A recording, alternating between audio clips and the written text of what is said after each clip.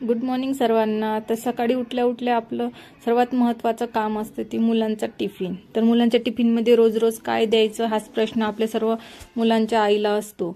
तर आता 2-3 दिवस झाले, याच्या आधी सुद्धा हप्त्यातून 3दा असं झालं आहे की आता मुलांना बीटचे पॅनकेकच खूप आवडायला लागले आहे। तर आता मी बीट आणून ठेवलेले होते घरी।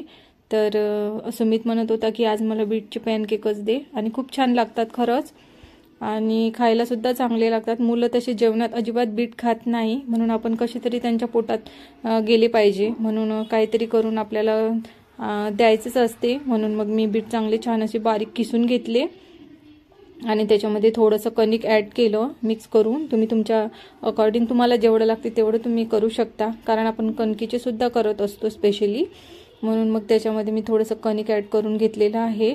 आणि त्यानंतर हे मिक्सरमधून मी थोडंसं पाणी टाकून छान असं काढून घेतलेलं आहे, त्याचं बॅटर तयार केलं। आणि हे बीट तर तुम्हाला सर्वांना माहितीच आहे की आपल्याला किती हेल्दी आहे, आणि मुलांसाठी सुद्धा असतं, पण मुलं अजिबात खात नाही, आणि आपण सुद्धा कधी कधी खायला कंटाळा करतो। म्हणून मग बीटचे हे पॅनकेक बनवून बघा तुम्ही एकदा। त्यानंतर मग बघा, आता मिक्सरमधून काढून घेतलं मी सर्व, आणि त्यामध्ये थोडंसं नमक, आणि त्यानंतर मिरची पावडर, थोडंसं हळद पावडर। तर हळद थोडी कमीच घाला, कारण ते रेड कलर राहतो त्याच्यामध्ये, तर हळदीचं कॉम्बिनेशन थोडंसं बिघडून जातं। मग त्यानंतर मी त्याच्यामध्ये थोडासा ओवा टाकला चवीसाठी, कारण ओव्याने छान अशी चव येते, आणि ओवा पोटासाठी सुद्धा चांगला असतो। आणि त्यानंतर त्याच्यामध्ये मी थोडीशी तीळ टाकले, तुम्हाला आवडत असेल तर टाका किंवा तुम्ही स्किप करू शकता। त्यानंतर मग आपला डोसा तवा घ्या, त्यानंतर मग थोडंसं त्याच्यावरती तेल टाका। माझं असं झालं होतं की ते होतं ना की दरवेळेला आपण एखादा डोसा बनवायला टाकतो तर पहिला डोसा तुटतो, तर माझं सुद्धा काहीसं असंच झालं होतं। तर मग त्यानंतर मी घेतले बनवायला, आणि अगदी 5 मिनिटात होऊन जातं। सकाळी सकाळी आपल्याला गडबड पण खूप जास्त राहते, आणि मला तर एकदम हॉर्न वाजली व्हॅनची की एकदम घाबरल्यासारखं होऊन जातं की आता कधी एकदाचं होतं आणि कधी टिफिन होतं, असंच माझं होतं।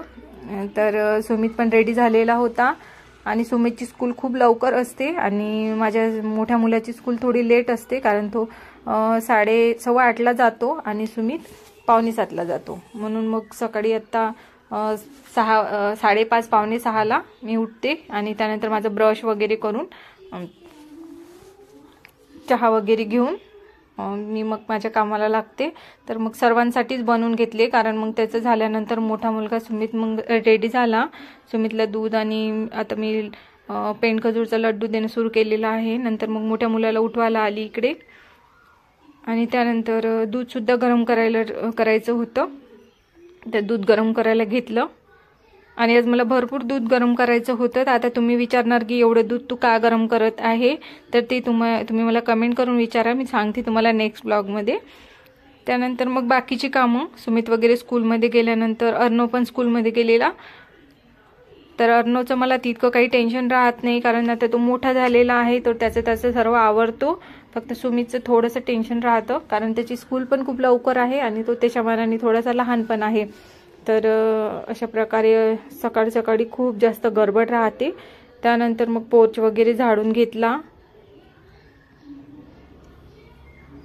पोर्च मोठा असल्या कारणाने याला सुद्धा खूप टाइम लागतो मला, आणि मुलं गेल्यानंतर एक्सप्रेस सारखं काम करावं लागतं, तेव्हा कुठं ते येईपर्यंत जेवण वगैरे सगळं होऊन माझं थोडासा आराम होतो। नाहीतर मग मी जर एखाद्या दिवशी थोडंसं हळू काम करायला गेली किंवा रिलॅक्समध्ये बसली तर मग माझं काही खरं राहत नाही, कारण मग मला 2 वाजतातच कामाला, कारण काम एवढे जास्त असतात। आता तुम्हाला पुढे दिसेलच की काम किती राहतात म्हणून। तर मोठं घर असलं म्हणजे आपल्याला कामे जास्तच असतात, आणि छोटं घर असलं तर कमी। तर आपल्याला जेव्हा छोटं घर राहतं तेव्हा आपल्याला प्रत्येक वेळी असंच वाटतं की आपलं पण मोठं घर असलं पाहिजे, पण जेव्हा मोठं घर असतं तेव्हा हमखास असंच वाटतं की नाही, छोटंसं घर असलं की तेवढे कामं केले की होऊन जातं बाबा। पण मोठ्या घराचं खूप जास्त टेन्शन राहतं, आणि खूप करावं लागतं। तर आपल्याला तेच ठीक पण वाटत नाही की आपण नाही करत आहे, कारण आपल्याला पण खूप हौस असते की आपलं घर आहे तर आपण छानच ठेवलं पाहिजे, आणि मी सुद्धा माझं घर छानच ठेवते। मला कितीही कामाला वेळ झाला किंवा काही झालं तरी मला माझं काम पूर्ण करायचंच असते, तर मी करतेच ते रोज. मला सवय पडलेली आहे आता, त्याच्याबद्दल काही हे नाही आहे, तक्रार नाही आहे माझी. तर आणि मी प्लांट्सची मला खूप जास्त आवड आहे. तुम्ही बघू शकता, तुम्हाला दिसत आहे की मी प्रत्येक साईडला प्लांट्स लावलेले आहे आणि त्या मी आवडीने त्यांचं करते सुद्धा. कारण झाडाला पाणी देणे, वेळोवेळी त्यांना खत देणे, पण मी वेगवेगळ्या प्रकारचे खत देत नाही. तुम्हाला जर मी कोणते खत देते माझ्या प्लांट्सला तर कमेंट करून विचारा, मी सांगते तुम्हाला. आणि जास्त महागीचे विकतचे वगैरे मी घेत नाही, माझ्या घरीच आहे तर मी देते. तुम्ही कमेंट करून विचारा, मी तुम्हाला सांगेल नक्की. त्यानंतर मग हॉलमध्ये आली. हॉलमधलं सगळं क्लीन करायचं होतं, तर ते सगळं करून घेतलं. आणि पसारा म्हटलं म्हणजे हा प्रत्येकाच्या घरी असतो, तर एकदा क्लीन केल्यानंतर तो डबल होतो. असं नाही की आत्ता केलं तर डबल होणार नाही. तर हे फक्त 4-5 घंट्याचंच काम होतं की मुलं येईपर्यंतच हे घर क्लीन राहणार आहे. एकदाची मुलं घरी आले की मग आणखी ते खराब करतातच, पण तरी पण आपलं हे डेली रुटीनचं असते म्हणून ते मी करतेच. सगळ्याच आई असतात, त्या सगळ्याच आई करतात. तर अशा प्रकारे होतं सगळं. त्यानंतर मग झाडू वगैरे मारून घेतला. आणि आज मला पार्लर रूम सुद्धा क्लीन करून घ्यायची होती, तर तुमच्यासोबत मी नेक्स्ट व्लॉगमध्ये माझी पार्लरचा व्लॉग घेऊन येईन आणि तुम्हाला माझी पार्लर सुद्धा दाखवेल की कशी आहे म्हणून. आता मी ते थोडंसं अपग्रेड केलेलं आहे माझ्या पार्लरला, तर तुमच्यासोबत तो व्हिडिओ मी लवकरच घेऊन येणार आहे. कारण त्या कामाच्या धावपळीत अजिबात टाईम मिळत नाही, म्हणून मग जे माझे चॅनल जेवढं होतं तेवढं मी आता करत आहे. याआधीसुद्धा माझं चॅनल होतं, तर मी 1 वर्ष चॅनलला एकही व्हिडिओ अपलोड केलेला नाही आहे. कारण मधात माझी तब्येत थोडी बिघडलेली होती, त्यामुळे खूप जास्त दगदग झाल्यामुळे मग मी थोडासा ब्रेक घेतला. आणि आता मी नव्याने हे चॅनल स्टार्ट केलेलं आहे. तर जे कोणी माझ्या चॅनलवर नवीन असतील ते प्लीज सबस्क्राईब करून द्या आणि व्हिडिओला लाईक करून द्या आणि बेल आयकॉनचे बटन प्रेस करून द्या, म्हणजे तुमच्याकडे नवीन नवीन व्हिडिओ माझे येतील. त्यानंतर मी माझा सुद्धा नाश्ता करून घेतला, कारण कामाच्या वर अजिबात स्वतःसाठी वेळ मिळत नाही, म्हणून मी आता स्वतःची सुद्धा काळजी घेणं सुरू केलेलं आहे.